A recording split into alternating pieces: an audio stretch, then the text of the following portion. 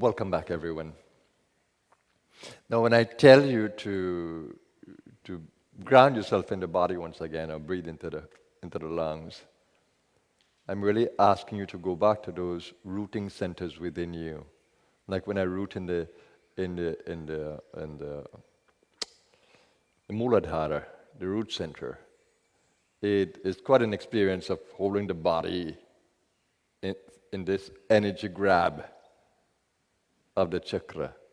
So it's only by practicing pulling up the perineum area and trying to do that with the energy that you begin to experience, holding it, pulling it, holding it, pulling it, holding it, pulling it, and then observe what happens. You feel stronger in the body, your smell is better, and when you're walking, you're more grounded in your feet.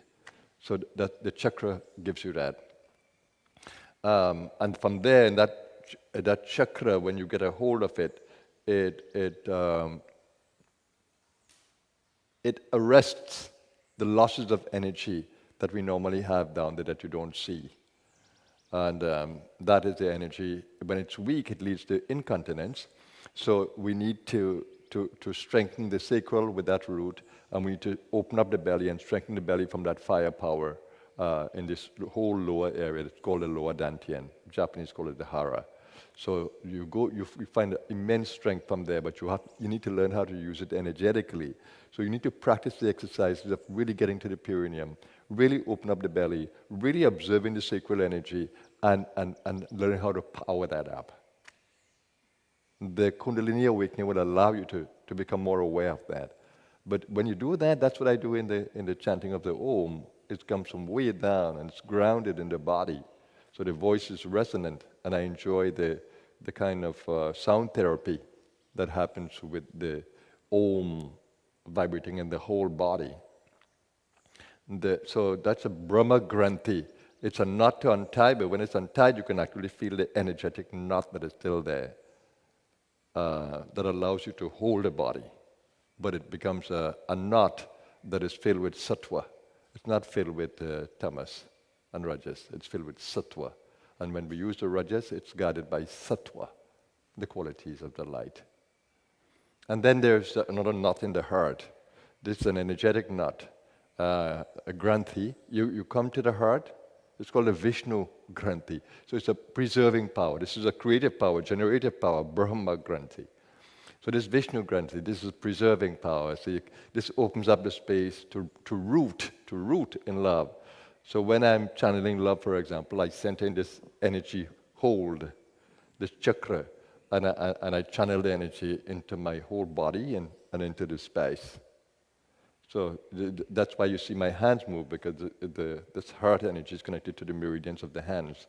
So my hand doesn't want to stay still unless I'm grabbing the body and holding it in a firm posture. Then my hand goes to my knees. So when you see me in the meditation, sometimes holding the knees, I'm not using one of these mudras, it is because I'm holding the body in a grab and nourishing it and staying there as long as the body needs the nourishment.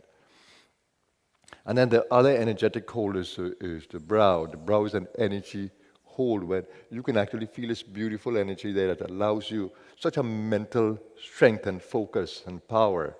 So when you have this mental hold, this heart hold, emotional hold, and you have this root hold, oh my God, it's incredible. You have power.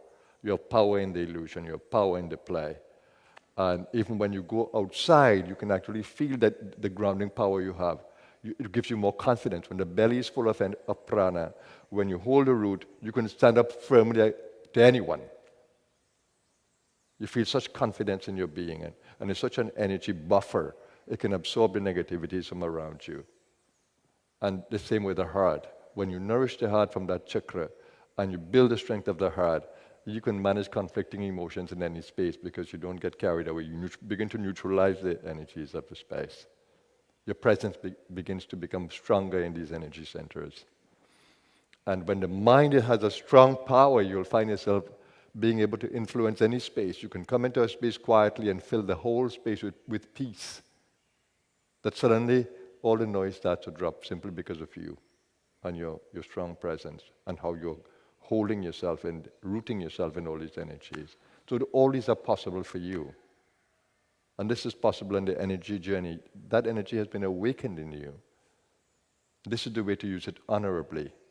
So when you go out into the world today, look for these energy practices that can happen in the world, where your voice becomes firm, it's centered in sattva, and where your heart energy is held in balance and control. You feel its emotional intelligence, and then you feel the mental intelligence. So gut intelligence, the heart intelligence, and the mental intelligence. You become stronger as you go outside. You can feel the buffer of energy that even if other energies are in the space, you can hold it, you can neutralize it. That's power, that's true power, but always driven by nobility, because it's a very powerful experience. Some of those who have learned these things and they practice them and develop power, but the ego is still strong, they destroy themselves and they destroy others as well in the process. So we don't want to do that. We want to stay completely noble in the play continuously. And that's why we need to associate with the greatest of masters, the greatest of teachers, those who are selfless, and they teach us to be selfless and honorable. You know a true teacher by what he or she is teaching. The true teacher teaches us that the power lies within us. They never want to control us.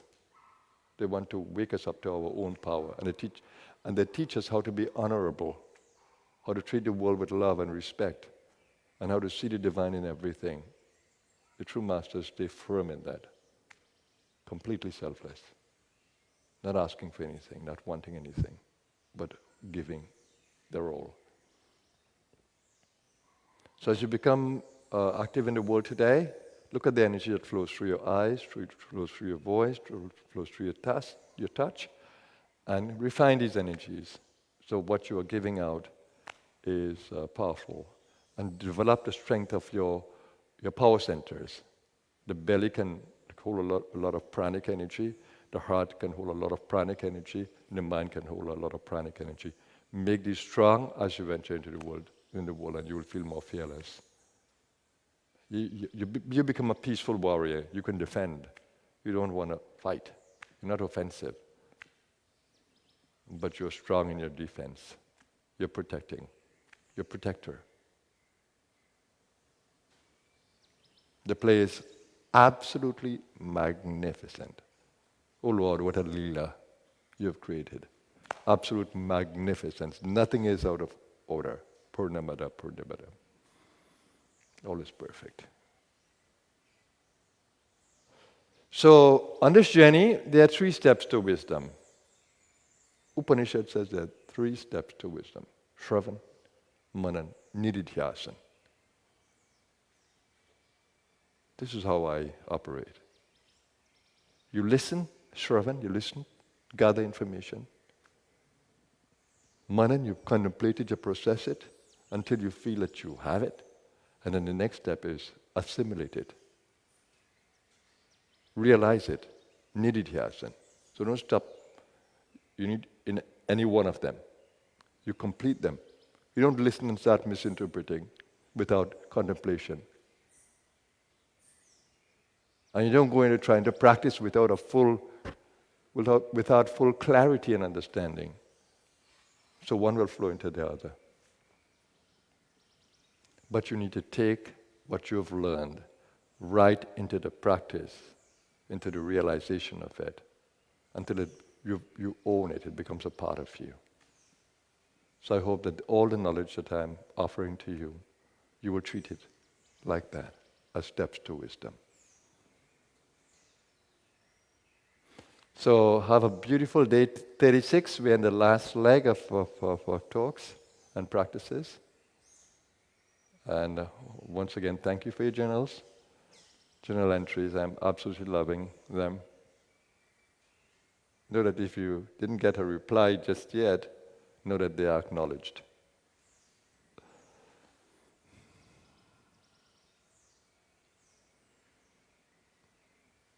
There is no other. Only the self, the one self. There is no other. only ourselves. That's why Christ said, love your neighbor as you love yourself. He's speaking about a big S. Love your neighbor as you love yourself. The consciousness of the big self. Because in your neighbor is yourself, your big self. In you is your big self. Let's strive every day, in every possible way, to open up our consciousness to center in that infinite existence that we are. Have a blessed day, everyone.